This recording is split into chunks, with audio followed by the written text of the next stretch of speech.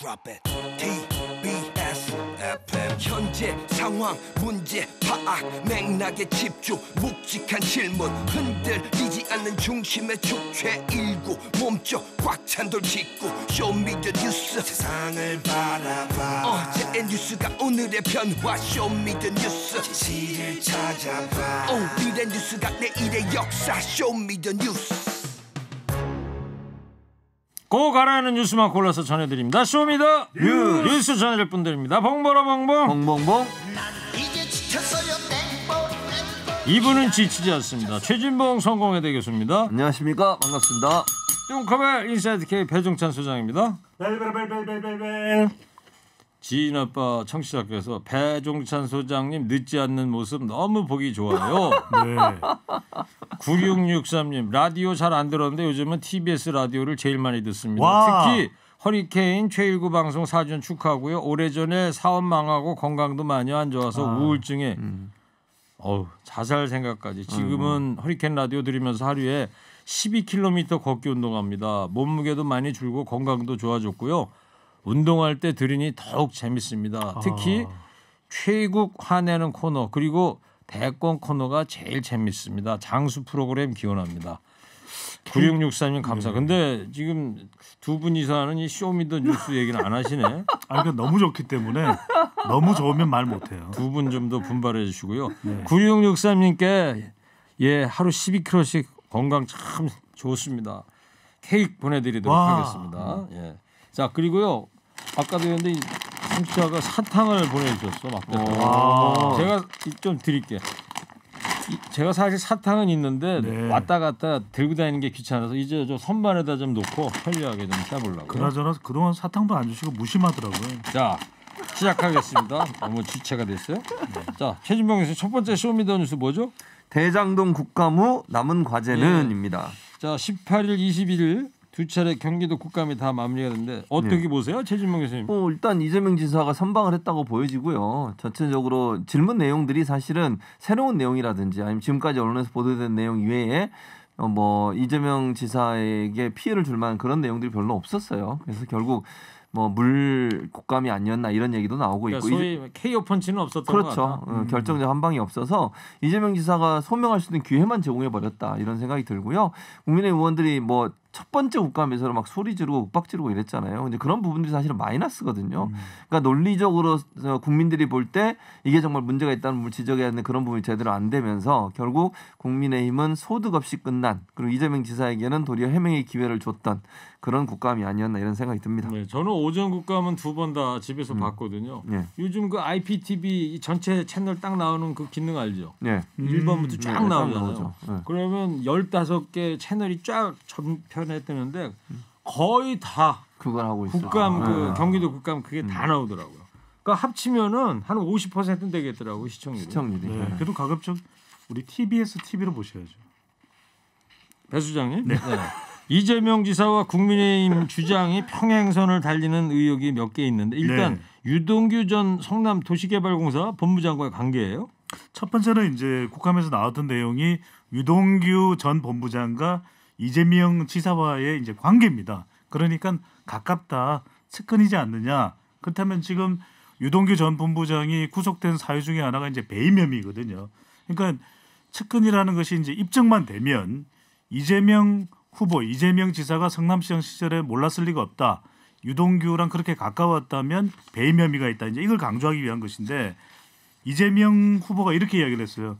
정말 가까웠다면 나는 동규라고 이야기를 하지 본부장 이렇게 이야기 안 한다. 네. 동규 아닌 거 보니까 측근이 아니다. 이렇게 이제 선을 그었습니다. 그리고 어떤 방식으로 임명이 됐는지 기억이 잘 안 난다. 그래서 이제 어떻게 그게 기억이 안 나요? 그게 기억이 안 나고 없이 어떻게 합시다. 대선 후보가 될 수 있어요. 이러니까 아니 10몇 년 전의 일을 어떻게 다 기억합니까? 이렇게 답변을 했는데 그럼에도 불구하고 이재명 후보는 공직자 일부가 오염되고 민간 사업자가 유착했다는 의혹에 대해서는 인사권자로서 깊이 사과드린다고 사과를 했습니다. 성대모사에 좀 재미가 있으신 것 같아요. 아니 그러니까 저보다 더 이해를 높이기 위해서요. 저 밖에서 상가 달라고 그러는데 자제시가 들어와서. 예. 그리고 그러면 제가요 배 소장님 불러요, 아니면 종찬아 부를까요? 종찬아죠. 그래요? 최일구의 최측근이잖아요. 자, 최 교수님. 예. 또 그 초과이익 환수 조항 관련해서 여전히 말이 많습니다. 예, 말이 많습니다. 이제 국정감사에서 이 얘기가 나왔었고 이 얘기를 지금 국민의힘은 계속 문제를 삼고 있는 상황인데요. 행안위 국감, 국토위 국감에서 말이 바뀌었다는 게 국민의힘의 지금 주장이에요. 그러니까 이재명 지사가 이 초과이익 환수 문제는 첫날 첫 번째 국감에서는 초과이익 환수 건의를 받아들이지 않았다라고 말을 했다는 요 말을 이제 강조를 하면서 두 번째 국감장에서는 본인은 보고를 받지 않았다. 이 얘기가 이제 서로 다르다는 거예요. 네. 그러면서 이제 문제를 제기하고 있는 건데 그런데 이제 이재명 지사는 어떻게 이 문제를 해명을 하고 있냐면 이런 거예요. 초과이익 환수 조항이라는 게 있었던 게 아니다. 예를 들면 공모를 해서 일단 정했어요. 하나은행 컨소시엄으로 하기로 정해졌습니다. 그리고 나서 구체적으로 협약서 쓰는 거를 논의하는 과정에 이 얘기를 밑에 있는 직원 누군가가 건의를 한 것 같아요. 근데 건의해서 국장 뭐 이렇게 올라갈 거 아닙니까? 과장, 국장. 이 올라가는 과정에서 그 건의가 아마 채택이 안 된 것 같아요. 그래서 시장한테까지는 보고가 안 됐고 마지막 보고서에는 그 내용이 없었던 거죠. 그러니까 원래 있었던 게 뺀 게 아니고 건의 내용이 있었는데 그 논의 과정에서 아마 밑에서 그 부분이 얘기가 되다가 없어졌고 왜냐하면 이게 논란이 됐던 이유가 있어요. 원래 이제 먼저 돈을 환수하느냐 아니면 나중에 이익이 나면 그걸 나누느냐 이 두 가지 방법이 있는데 환수하는 쪽으로 결정을 했고 그래서 계약서를 썼는데 협약하는 과정에 있어서 밑에 있는 직원 한 명이 그렇게 건의를 한 거죠. 아니 그래도 우리가 물론 환수를 하지만 그럼에도 불구하고 나중에 이익이 나면 그것도 뺏읍시다. 예를 들면 우리가 환수합시다. 이런 조항을 넣으면 어떨까요? 라고 얘기했는데 이제 위에 있는 간부들은 이렇게 얘기했대요. 그렇게 얘기하면 반대로 저쪽에서 이렇게 얘기할 수 있다. 그럼 손해보면 손해도 당신들이 떠안으라. 그렇죠. 그럴 수 있으니 그렇게 하면 협상이 안 될 수 있다. 그러니까 이건 빼고 우리가 먼저 환수하는 쪽으로 하자. 그때 당시에 계상으로는 70%를 환수할 수 있다고 봤기 때문에요.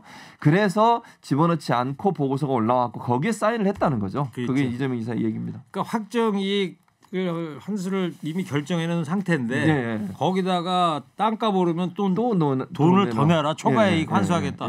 그렇게 만약에 사인을 했다면은 은행의 그쪽이 배임이라는 거 아니에요? 그렇죠. 그게 배임이 되는 거죠.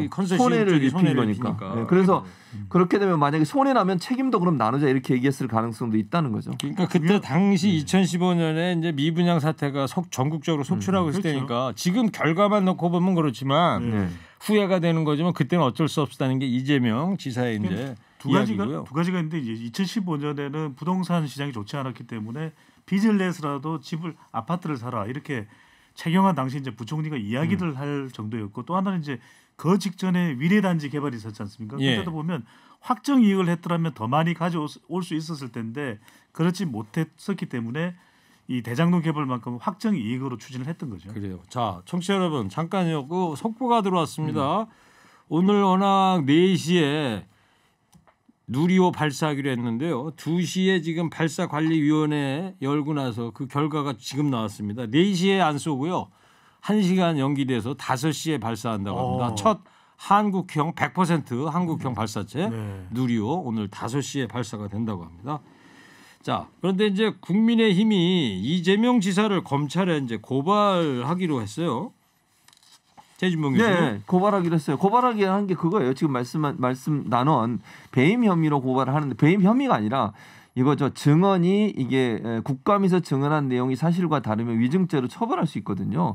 그걸 얘기를 해서 지금 제가 아까 설명해 드린 것처럼 국민의힘에서는 이재명 지사가 말을 바꿨다. 이게 이제 위증이다라고 해서 고발을 추진하겠다고 얘기를 하고 있는데 이건 이제 민주당과 협의를 해야 돼서 실제 고발이 이루어질지는 지켜봐야 될 것 같습니다. 그래요.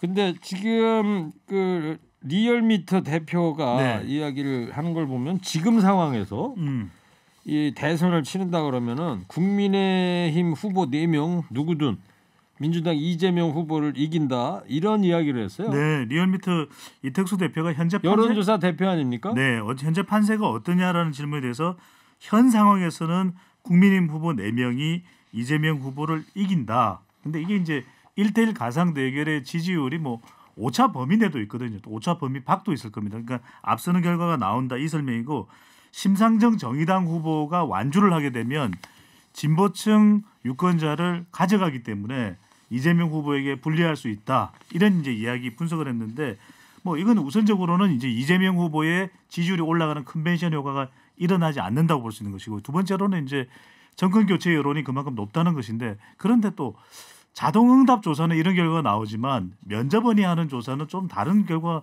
나오기도 하거든요. 그러니까 네. 참고를 할 뿐입니다. 참고다, 지금 현재 그냥. 판세는 투표를 한 사람에 의해서 최종 선거 결과가 나오는 것이기 때문에 각종 발표되는 여론조사 결과는 그 추세, 판세를 좀 참고하는데 근거로 삼으면 좋겠는데 그래도 저래도 일단 이재명 후보의 이 컨벤션 효과가 나타나지 않고 있는 여론조사가 지금 분석 결과가 나오고 있는 것만은 분명해 보입니다. 뭐 배종찬 소장님이야 뭐 총선이든 대선이든 지방선거든 수많은 선거 치면서 여론조사 그 추이를 항상 분석해 왔잖아요. 네. 지금 아직도 시간도 꽤 많이 남았고 앞으로도 요동치는 경우가 많겠죠. 이제 국민의힘 최종 후보가 결정되고 이낙연 후보 지지층들의 앞으로의 변화, 이재명 후보와 결합되는 시점 그리고 문재인 대통령을 만나게 되고 난 이후에 지지층들이 추가로 결집되는 그 반영되는 또 지점까지가 중요해 보입니다. 알겠어요. 9125님께서 일구 오빠한테 제가 진한 부탁이 있는데요. 꽃준영 봉 교수님과 함께 검은 머리가 팥뿌리가 될 때까지 저의 2시를 책임져 주셔야 합니다. 자, 지금도 염색 안 하면 2주만 안 하면 이제 팥뿌리 나오는데. 봉구로 봉 교수님은 염색 안 합니까? 염색합니다 저도.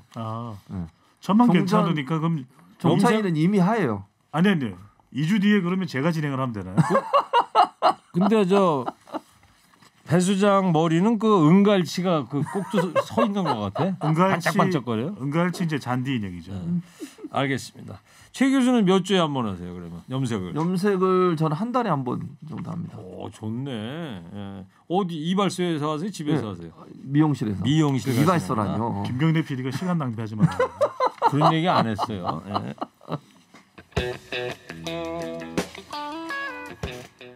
자, 두 번째 쇼미더뉴스 최 교수님 뭐죠? 한술 더 뜬 윤석열입니다. 네, 윤석열 후보 전두환 옹호 발언 파장이 계속되니까 오늘 오전에 유감 표명을 했어요. 네, 유감 표명을 했어요. 사과를 했다는 거이 아니고 사과는 유감을 아니죠. 표명했다. 유감이죠, 유감. 네, 명확하게 얘기하면 유감입니다. 사과가 아니고요. 저는 뭐 그 이렇게 얘기하더라고요. 전두환 발언 비판을 겸허히 수용해서 유감을 표명한다. 그러니까 이게 일단 두 가지잖아요. 겸허히 수용한다면 본인의 의사는 아니에요. 비판을 수용하고 받아들이긴 하겠는데 나는 아직도 억울하다. 이런 의도라고 저는 봐요. 네. 그리고 미안하다 사과하다 말 없고요. 실제 호남이나 5.18 피해자들 이런 유가족들 이런 분들한테 직접적인 사과는 전혀 없었다고 볼 수 있거든요.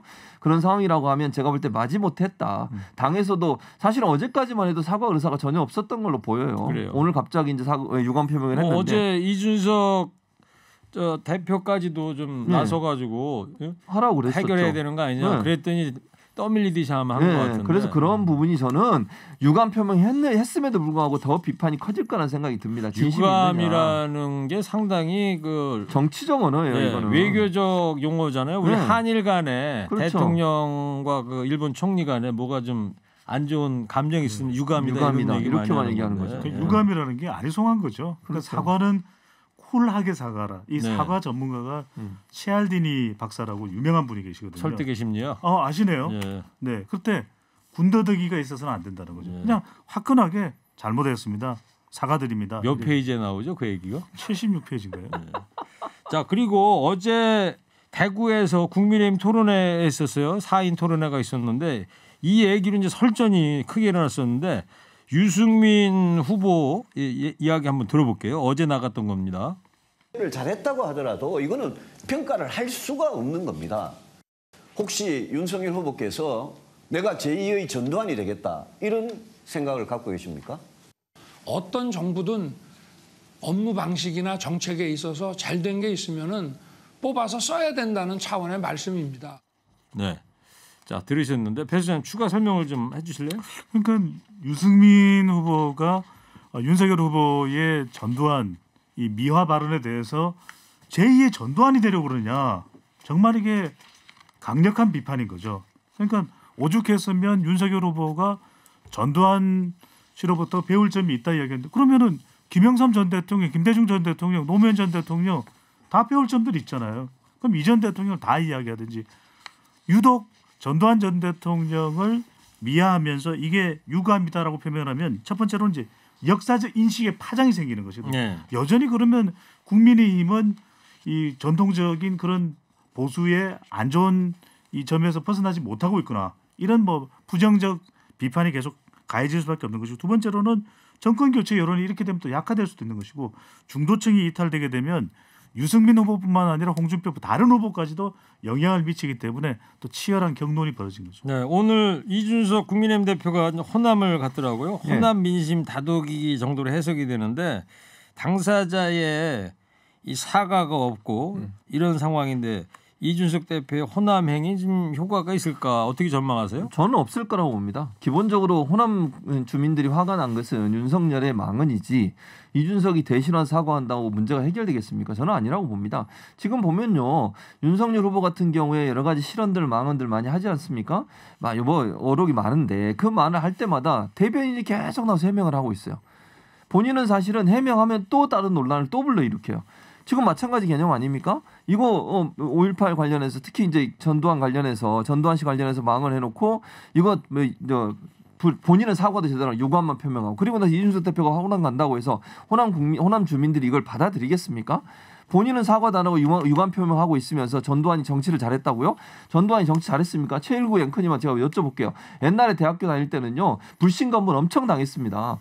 그런 얘기 시작하면요. 하루 1박 2일 걸려서 언론 통폐합 누가 했습니까? 전두환이 했습니다. 네. 그게 무슨 정치를 잘합니까? 뭐 5.18 빼면 문제 없다고요?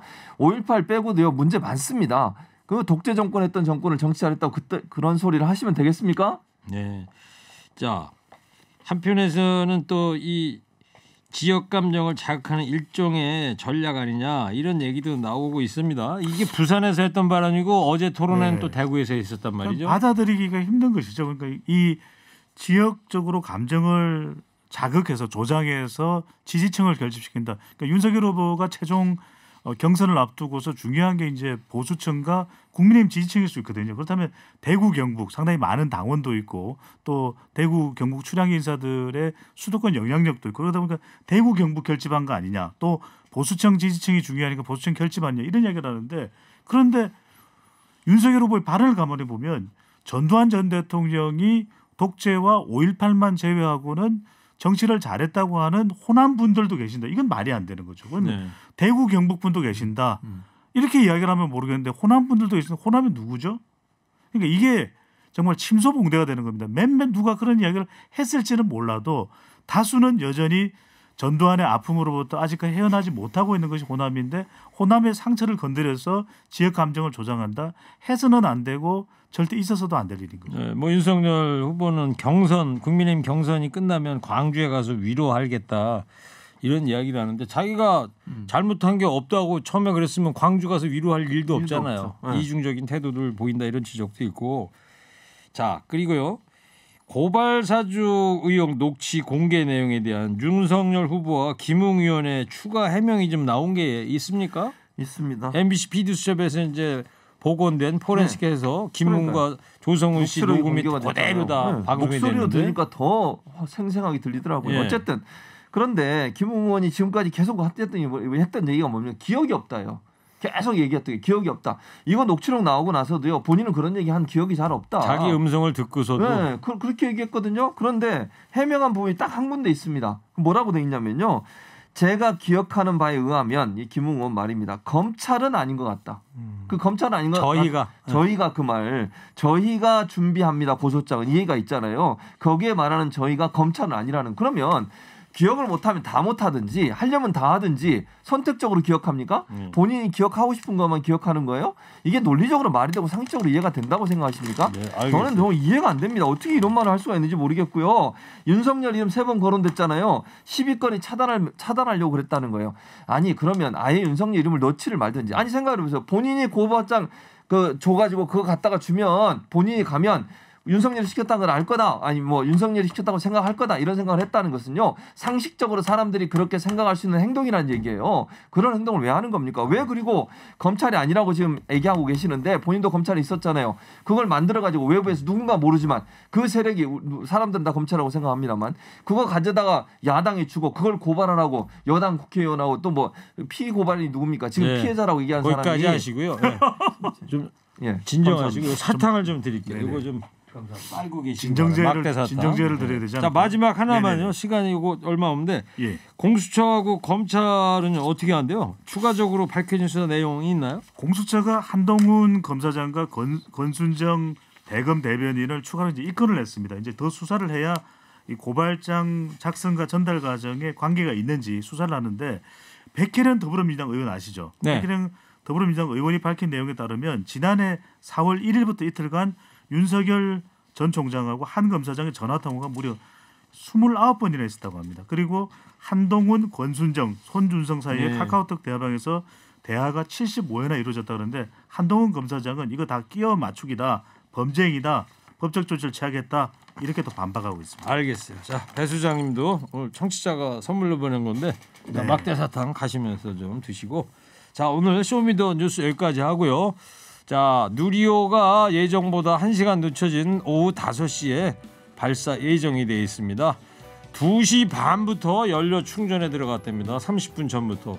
이게 100% 부품이 이 안에 몇 개 있는지 알아요? 두 분? 37만 개 부품. 와. 이걸 다 우리가 만들었어요. 100%. 그렇죠. 우리 기술로. 다 세신 거예요? 셋죠. 네. 자, 지금까지 최진봉 교수, 배종찬 소장이었습니다. 고맙습니다. 쇼미더 뉴스.